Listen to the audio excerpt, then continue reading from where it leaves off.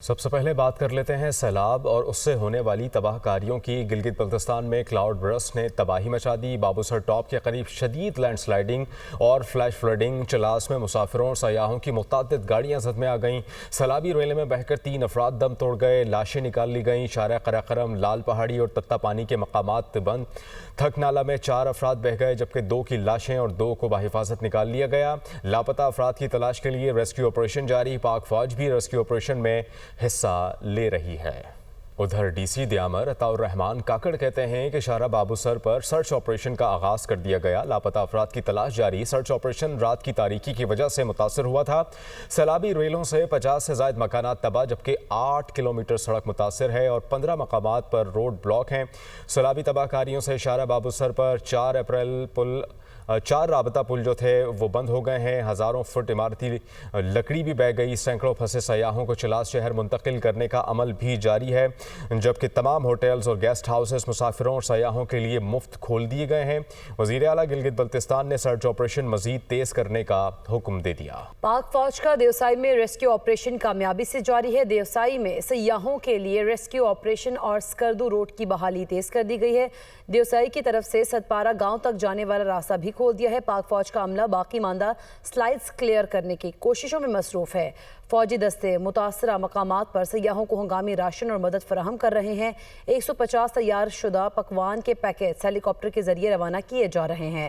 ملک بھر میں شدید موسمی صورتحال کے دوران ریسکیو آپریشنز میں پاک فوج کا ہر اول دستہ ہمہ وقت تیار ہے۔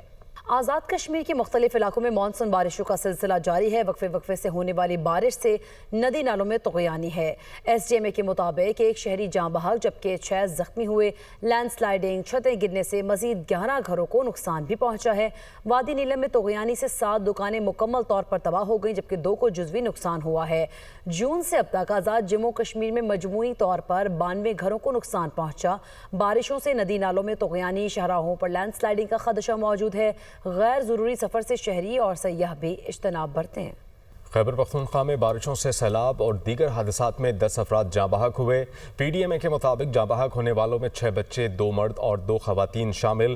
مکانات کی چھتیں گرنے اور سیلاب سے 2 افراد زخمی بھی ہوئے۔ حادثات باجوڑ، بونیر، اپر چترال جبکہ شانگلہ، سوات اور اپر کوہستان میں پیش آئے۔ 2 گھر مکمل طور پر تباہ ہو گئے، 8 کو جزوی طور پر نقصان پہنچا۔ خیبر پختونخوا میں بارشوں سے سیلاب اور دیگر حادثات میں مجموعی طور پر 10 افراد جاں بحق ہو گئے۔ دریا سندھ میں پانی کا اتار چڑھاؤ جاری۔ ضلع لیا کی 20 یونین کونسل سیلابی ریلے سے متاثر۔ متعدد آبادیاں، ہزاروں ایکڑ پر کاشت فصلیں اور رابطہ سڑکیں زیر آب آ چکیں۔ سیلابی صورتحال پر لوگوں کو کن مشکلات کا سامنا ہے جان لیتے ہیں اپنے نمائندے محسن عدیل سے۔ محسن، اپڈیٹ کیجیے گا۔ آج چشمہ براج سے نکلنے والا لگ بھگ 4 لاکھ کیوسیک کا سیلابی ریلا اس وقت لیا کے مقام سے گزر رہا ہے، جس کے باعث نہ صرف انسانی آبادیاں اس کی لپیٹ میں آ رہی ہیں بلکہ جو راستے ہیں، جو سڑکیں ہیں وہ بھی پانی میں ڈوب رہی ہیں۔ میں اس وقت لوہانچ نشیب کی اس سڑک پر موجود ہوں جو کہ زمینی راستہ ہے لیا شہر اور نشیب کو ملانے والا۔ اس کو آپ دیکھ رہے ہیں کہ یہاں پر جو ہے لوگوں کو آمد و رفت میں شدید مشکلات کا سامنا ہے۔ یہ سڑک جو ہے یہ پانی میں ڈوبی ہوئی ہے اور حد نکاح جو ہے آپ دیکھ سکتے ہیں کہ پانی ہی پانی ہے۔ میں آپ کو بتاؤں کہ یہاں پہ ریسکیو اور ریلیف کے لیے ضلع انتظامیہ کی جانب سے کیمپ قائم کیے گئے ہیں جبکہ فلڈ مینجمنٹ سینٹر بھی قائم کیے گئے ہیں جسے فلڈ کنٹرول روم کی مدد سے جو ہے اس کی مانیٹرنگ کی جا رہی ہے۔ بتایا یہ جا رہا ہے کہ چشمہ بیراج سے پانی کی آمد اور اخراج میں کمی واقع ہوئی ہے اور اس وقت بتایا جاتا ہے کہ 2,86,000 کیوسک جو ہے اخراج ہے جو ریلا جو ہے 36 گھنٹے بعد جو ہے لیا پہنچے گا۔ اس وقت 4 لاکھ کیوسک کا سیلابی ریلا گزرنے سے لوگوں کو پریشانی کا سامنا ہے۔ دریائے سندھ میں جناب بیراج کے مقام پر پانی کی آمد 3,31,659 اور اخراج 3,23,710 کیوسک ہے۔ فلڈ کنٹرول روم کے مطابق کالا باغ کے مقام پر جناب بیراج پر نچلے درجے کا سیلاب ہے۔ گزشتہ 24 گھنٹے میں راولپنڈی، چون، مری، 42 اور ناروال میں 62 ملی میٹر بارش ریکارڈ کی گئی ہے۔ جہلم، سیالکوٹ، منگلا، اٹک، گجرات اور رحیم ارخان میں بھی بارشیں۔ پی ڈی ایم اے پنجاب کا کہنا ہے کہ راولپنڈی، فیصل آباد، گجرانوالہ، سرگودا، ملتان، صاحبال، بہاولپور میں آج بارش متوقع ہے جبکہ جہلم، اٹک، چکوال اور گجرات सियालकोट और डीजी खान में भी बारिश का इम्कान है।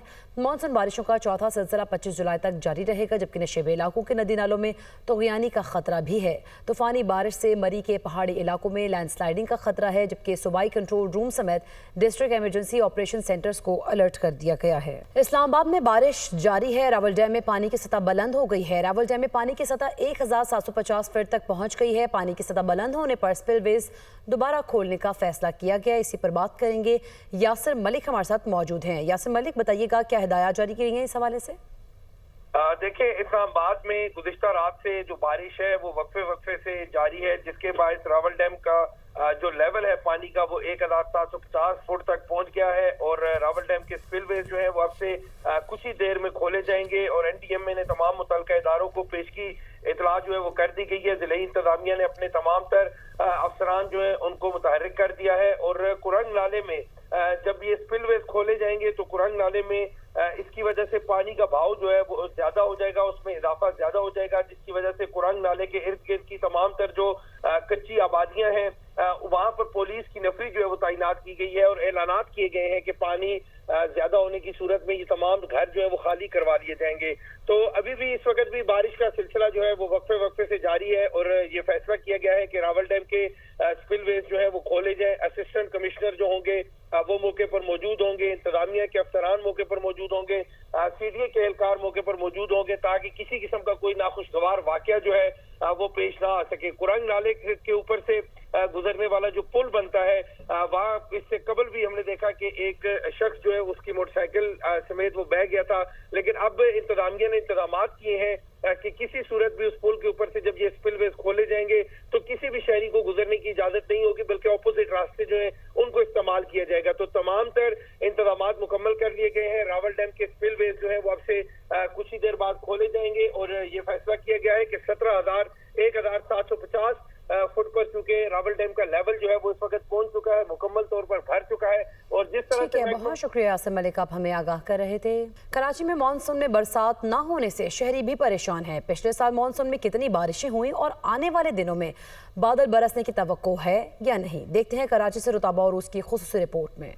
मॉनसून का सीजन, लेकिन कराची वाले बरसात को तरसते रहे। गहरे सुरमई बादल आते हैं और चले जाते हैं। सावन का मौसम भी शहर कायद के लिए अब तक सूखा जा रहा है। महकमा मौसमियात के मुताबिक पिछले साल सीजन में मामूल से 60% जायद बारिशें हुई। कराची वाले अगस्त में उम्मीदें लगाएं। इस साल मानसून में कराची में 227.1 मिलीमीटर बारिश रिकॉर्ड की गई, जो कि एवरेज से 60% ज्यादा थी। तो इस साल जुलाई में सिर्फ 2 मिलीमीटर बारिश रिकॉर्ड की गई, जबकि जुलाई का जो एवरेज है वो 53.1 मिलीमीटर है। कराची में जो मानसून की 60% बारिश होती है वो अगस्त के महीने में होती है। माहिर माहौलियात डॉक्टर सुरैया जबीन कहती हैं दरख्तों की कमी और मौसमियाती तब्दीली कम बारिशों की वजह बन रही है।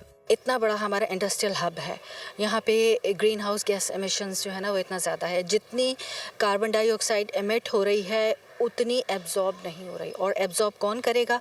वो आपके दरख्त करेंगे। ये दरख्त जो हैं वो हमारी आबादी के तनासुब से बहुत कम है। कराची में इतनी कम बारिश की वजह ना एक ये भी है कि यहाँ पे कार्बन डाइऑक्साइड एमिशन जो है ना वो बहुत ज़्यादा है। ये एक वजह है बहुत बड़ी। माहिरीन का कहना है कि आने वाले दिनों में बहरुल काहिल में दर्जा हरारत मामूल से कम होगा। इस निज़ाम को ला नीना कहते हैं, जिससे कराची समेत जुनूबी पाकिस्तान में ज्यादा बारिशों का इम्कान है। इंसानी माहौल, दुश्मन सरगर्मियाँ और समंदरों में होने वाली तब्दीलियाँ कुदरती निज़ाम पर मनफी असर डाल रही हैं, जिस पर काबू पाने की अशद ज़रूरत है। कैमरामैन मोहम्मद रेहान के साथ रुताबा उरूस, दुनिया न्यूज़, कराची।